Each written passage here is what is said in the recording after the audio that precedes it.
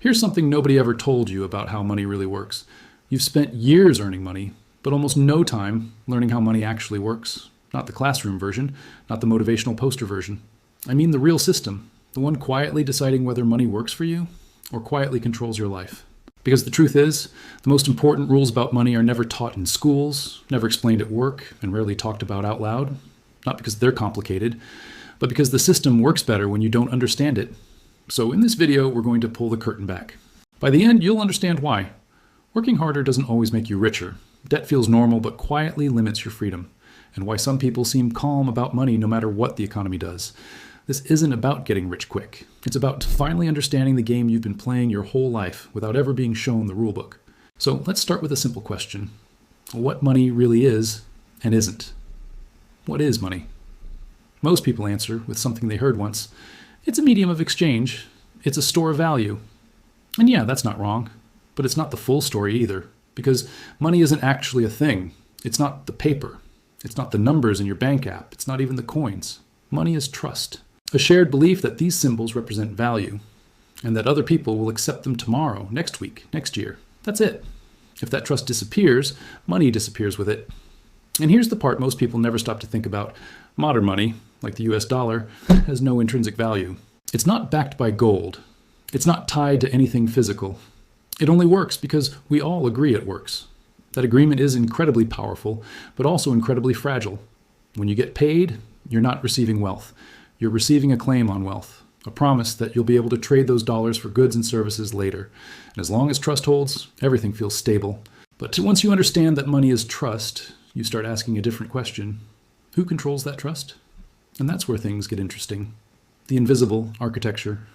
A long time ago, people realized something important. If you can control the creation and flow of money, you don't need to control people directly. They'll organize their lives around it for you. So systems were built. Banks, central banks, financial institutions, not to make money simple, but to make it opaque. Because when something feels complicated, people stop questioning it. They assume, I'm just not good with money. I should have tried harder. I must have made bad choices. That self-blame is not accidental. It keeps attention away from the system itself. So let's talk about how the system actually works. How money is really created. Here's something that surprises almost everyone the first time they hear it. Banks don't lend money they already have. They create it. When you deposit money in a bank, the bank doesn't lock it in a vault with your name on it. It lends most of it out. This system is called fractional reserve banking, meaning banks are only required to keep a small percentage of deposits on hand. The rest, they loan it. But here's the part that really matters. When a bank approves a loan, it doesn't move existing money around. It creates new money digitally. New dollars appear in the system the moment debt is created. Which means this. Most of the money you see around you exists because someone owes a bank. Every mortgage, every student loan, every car loan, every credit card balance. Money is born as debt. And that creates a system with one very important requirement. It has to keep growing. Quick pause, because this part messes with people. If money comes from a debt, and every debt has interest, where does the interest money come from? Exactly. More debt. Let's say a bank creates $1 million in loans at 5% interest. The bank has created $1 million in money, but a requirement to pay back $1.05 million. That extra $50,000 doesn't exist yet. It can only come from someone else taking out a loan, or the system expanding further, so the system needs new debt to survive. This isn't a flaw, it's how it was designed. A world where paying monthly feels normal, owing money feels responsible, and being debt-free feels risky or unrealistic. Which brings us to the psychological side. Debt isn't just financial, it's emotional. The system doesn't just sell products, it sells identity. A bigger apartment means you're doing well. A nicer car means you've made it. Upgrading your lifestyle feels like progress. And here's the genius part. You don't have to wait until you can afford it. Debt lets you borrow the feeling of success from the future and pay for it over decades.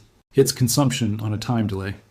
But while you're paying, you can't take risks. You can't leave jobs you hate. You can't slow down.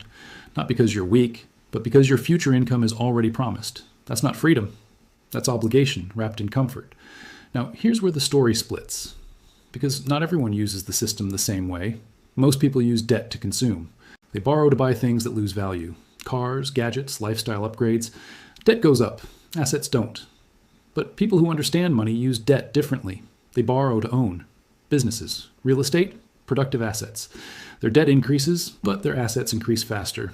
And here's the kicker. Much of their interest is tax advantaged. So So while the average worker pays interest with after-tax dollars, asset owners often deduct interest as a cost of doing business. Same system, same tool, very different outcomes. You've probably heard about compound interest, but it's usually explained backward.